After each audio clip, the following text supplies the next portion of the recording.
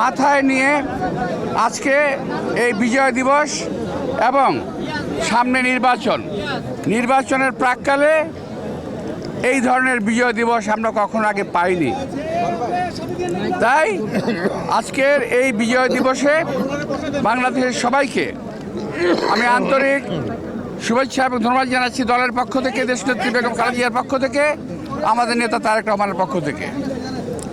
আমরা আশা করেছিলাম স্বাধীনতার পর যে আশা আকাঙ্ক্ষা উদ্দীপনা নিয়ে দেশ গড়ার, আওয়ামী লীগ এসে আমাদের সেই সমস্ত সকল আশা আকাঙ্ক্ষা চূর্ণ বিচূর্ণ করে দিয়েছে। আজকে সামনের যে দিনগুলো আসছে এই নির্বাচনে আমরা আশা করছি সরকার যথাযথভাবে জনগণের যারা আশা আকাঙ্ক্ষার প্রতিফলন ঘটাবে সেরকম একটি দলকে ভোট দিয়ে নির্বাচিত করবে।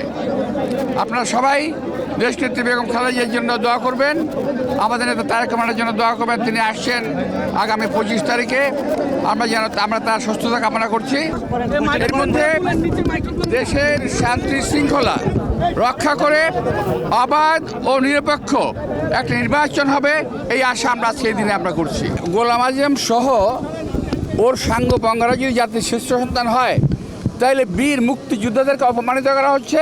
তাহলে বীর মুক্তিযোদ্ধাদের অবস্থানটা কোথায়, এটা একটু ওদের কাছে আমি জানতে চাই। এটা তো অবশ্যই এই দলটি 1947 সাল থেকে অদ্যাবধি 47 সাল, 71 সাল এবং এখন পর্যন্ত দেশের শান্তি কখনো কামনা করে নাই এবং করে না। তারা দেশের স্বাধীনতা চায় নাই, এখনও তারা দেশের স্বাধীনতা চায় না। তারা চায় এই দেশটা একটা বিপাকে পড়ুক, একটা খারাপ অবস্থায় চলে যাক এবং অশান্তিময় একটা দেশ থাকুক, তারা এই চায়। 71 এবং 24 যার যার অবস্থানে সমহিমায় তারা বিরাজিত, যার যার অবস্থানে। 71-এর সঙ্গে 24-এর কোনো তুলনা চলে না, হওয়ার কোনো সম্ভাবনা নেই।